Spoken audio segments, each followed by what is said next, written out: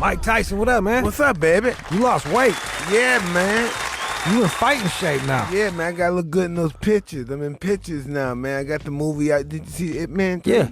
You saw it? No, I saw your movie. I saw man, you. I don't want you to see that. I want you to see It Man 3 that came out with Donnie Yen, man. We beat Star Wars in all of Asia. No shit. We're the only movie that beat Star Wars. That's gangster. In Asia. Yeah, no, gangster's unbelievable. Let me That's tell an you something. understatement. The first time I saw It Man. Corporate corruption. We're killing you. Wait, what do you mean it's corporate corruption, Mike? I mean, we're that bad. We're kicking all the butt. First time I saw It Man, I didn't even watch it. There was no subtitles, and it wasn't in English. It was that good. I was like, this is crazy. A friend of mine introduced me to It Man. Then I watched part 2, and then I was introduced to part 3 by being a supporting actor. And I told my friend who introduced me, he had trained with Donnie Yen's mother. Yeah. And I brought him to the premiere, and he met Donnie, and he was just very happy. I was just very happy for the whole moment, all of us together. Are you like a movie star? You at one point you were probably the most famous person in the world. I don't know what I am, but I know I just like entertainer. I'm so it's such an abstract, objective about the situation. I don't think about my past. I'm sure. It's all about what's going on now. Yeah. But like, I guess the point was you're doing Ip Man 3. I'm sure you're giant over there in Asia right now, right? I'm just nominated for supporting actor. I'm going to Hong Kong for the movie fest. Did you have to speak a different language for it? I spoke Chinese. Get the fuck out of here. Fuck yeah, nigga. Fuck out of here. Nigga on his place. Say whatever you want, bro. Nigga. Oh yeah, man. We killed everybody, man. Are you out of your mind? That's what, awesome. Are you crazy? Look, no, let's go. Why don't you just look on your computer and look at the rankings and the money and look at all that stuff now. Look at how we beat Star Wars. Look at your computer, the phone. It's your best friend. That's what Steve Jobs wanted. He wanted you to have a best friend, not a guy you have to ask to, and the guy has an attitude about asking where Harlem's at and stuff. Come on, man. Your iPhone is your guide and your God and your best friend. That's why I didn't want to. I'd rather talk to you than talk to this fucking phone, man. But that's a courtesy, man. We won't ever talk to people again. We only talk to people that are talking from the phone. You know what, bro? You was running late. You fucked up my Coke hookup. You know that, right? Really? Yeah, let me tell this motherfucker now. Tell him to come on by. Come on by, get the whole station high. You been sober how long? Too long, man. Too long. Ready to get a whack and attack. So yeah, all right. I had to tell him I was still talking to you. That made me sound cool, at least. How you doing, man? Where you from? I'm from Michigan. Where at? Pontiac. Yeah, outside of Detroit, man. I could tell Detroit white dude, man. How can you tell? Hardcore. Yeah, it's hardcore, man. Detroit, the only school system where the white guys SAT scores lower than the black guy. Oh shit! Goddamn, Mike. Oh, I got issues.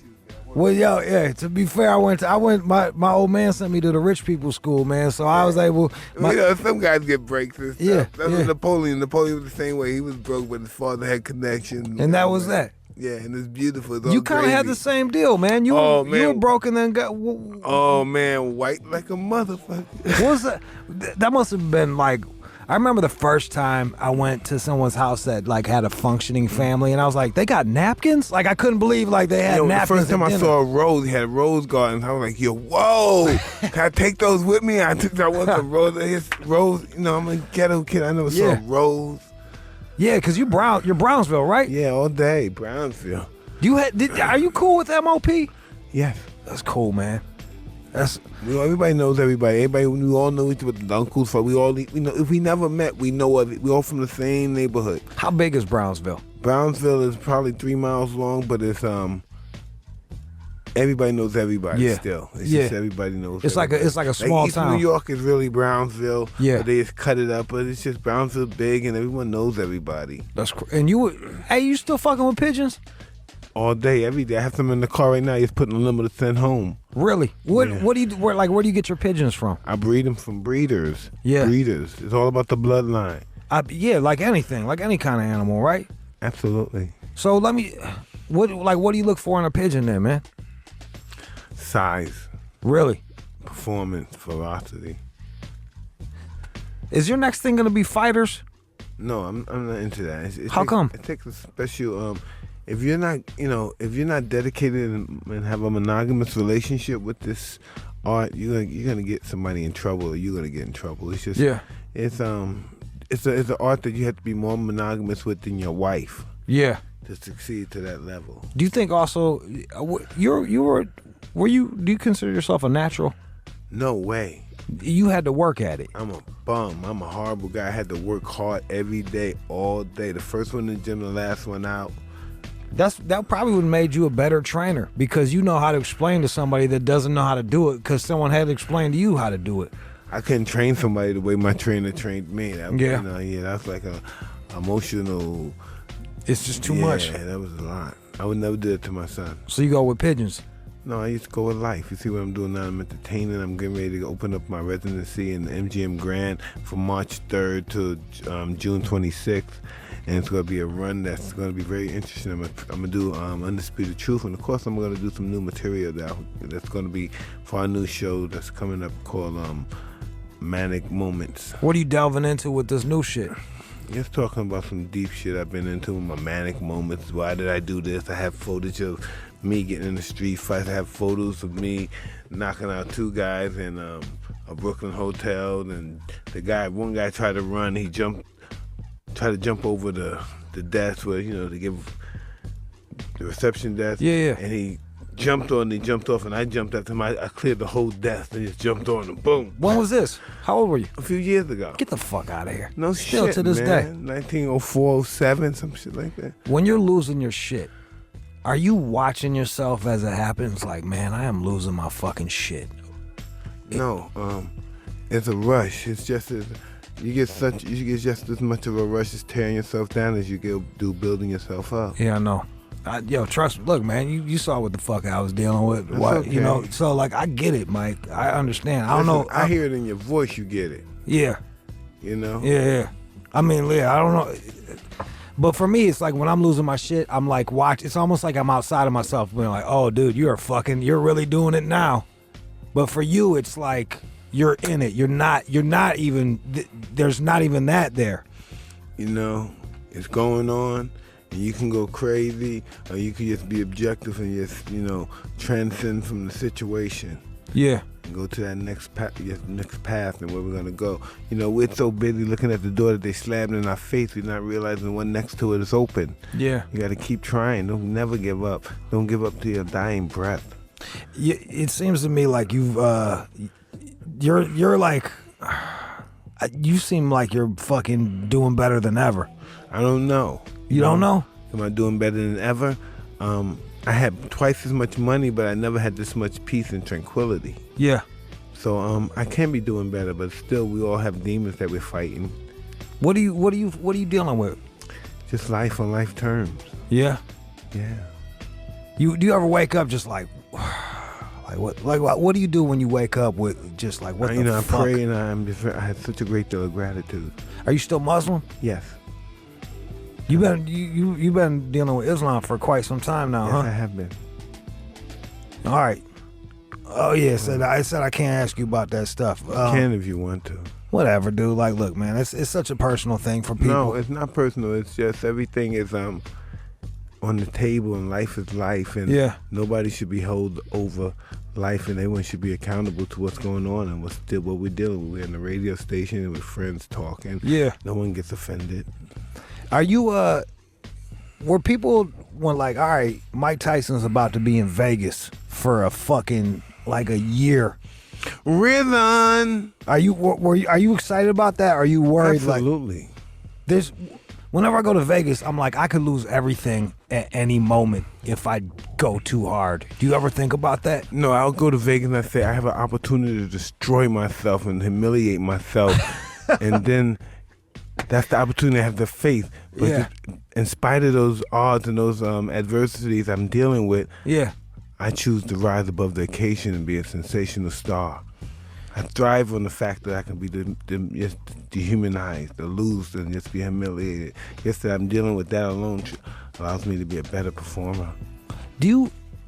Are you gonna start writing like books and shit for people? I wrote a book, Best International Seller. Well, I guess I should have done more research. Jesus Christ! Ass all over the world, he's kicking butt. When did that drop? A couple of years ago, man. He's still kicking butt. Now when it opens in China, it's just a rap, kid. It's wrapped up. It's wrapped and got a fork in it, kid. Are you gonna be doing MMA fighting? Not me, no. You're just a fan of it. Yeah. Do you like that better than boxing now? I like characters. I like some of the characters. Yeah. Yeah, the characters are pretty awesome. That's what make the fighters, the characters. You could be listen, this is so interesting. You could be a straight A guy, never get in trouble, never lose a fight. Not too excited, but just never lose a fight. Yeah. You know, I mean, just outclass the guys and still nobody say it. People want to see you in the mean, bad, get in a car wreck, get out the car and knock the cop out. You know, yeah. You know, people want bizarre characters. It's like the San Antonio Spurs. Like, they're really good, but there's not enough. They are incredible. They are, when they're ticking right and they're invincible. They're incredible. But then people don't like them because they don't have that fucking, they don't have the growl to them. None of them ever got into an argument with their girlfriend. Right? They're like, oh, you know what? I see it your way now. But you love them, though, because you can see that mean suckers, though. Yeah. The nasty, mean suckers. Yeah. Especially that little guy, Parker. He's just a mean... Well, he's a Frenchman, man. Yeah. Oh, man. He irritates them. No one on the team's allowed to bounce the ball but him. Nobody could dribble but him. He's the only one allowed to dribble. That's wild as shit, man. That's fucking Mike Tyson here. In case you guys are wondering what's going on, who I'm talking to. In case you didn't, we sound like two junkies talking. We haven't spoke on drugs yet. But we sound like two junkies. People can hear the junk in the air, baby. Yeah. They can sniff the coke in the air, baby, with a knife. I just kicked a couple things that were really killing me, and I'm doing a really good job of kind of staying away from it. Do you? And I don't even want it in my brain. Do you still go through things like, fuck, man, like watching a movie, like that shit looks like fun. I miss that. Never. Only when me and my wife have disagreements. When you and your wife have disagreements, then what happens? Because I'm an addict and I'm an addict thinking, and I'm the kind of guy, I want to take the poison and wait for her to die. That's some deep shit. Yeah, that's who I am. Yeah. You don't know that about me. You want to hurt yourself, and by hurting yourself, hurt other people. Yeah. Listen, right? Yeah. That's really smart. I like that one, huh? Yeah. I'm really sick, too. Well, it seems like you're getting it to work for you, man. No, but I do get it to work for me, but I keep everything in perspective. I'm a pretty sick dude. Do you still feel sick? Oh, I'm extremely sick. Yeah. But I'm cool. I can deal with it. To this day? I'll never be well. You know, I'll never be. What's the straight A guy? I'm never going to be this. No, I'm never. How does your wife deal with you? I don't know. My wife does that, but my wife, she does it good. Yeah. She's still here. I call her my deathbed. Why you call her that? That means I'm never going to leave you. What'd you guys do for Valentine's Day? Take care of the kids. My daughter has birthdays on Valentine's, so we take care of her. We worry about her. What we're going to get her. Yeah. Make sure her mom's, because her moms don't like her nice. Me and my wife, we just blow out. We give kids too much. Yeah. And like some of my former wives, but they don't like this. Hey, no, we just give a lot. We give a lot. We love to spoil our kids. Let me ask you something. It's really you're like Genghis Khan, right? No, I'm a missing fucking link. You're like the missing link. Yeah, no, right, my right-handed guard. I think of myself as that sometimes. You're like, you come up from the soil. You came up from the dirt. You fought. You scrapped for everything that you had. And now you have these kids. You're giving them everything that they want. Do you feel like a disconnected? They have to look at life differently than you do. I don't understand them, not even a little bit. I just know the characteristics within my children. Okay. Tell me a bit about that. I just know who they are. I know who they are before they did.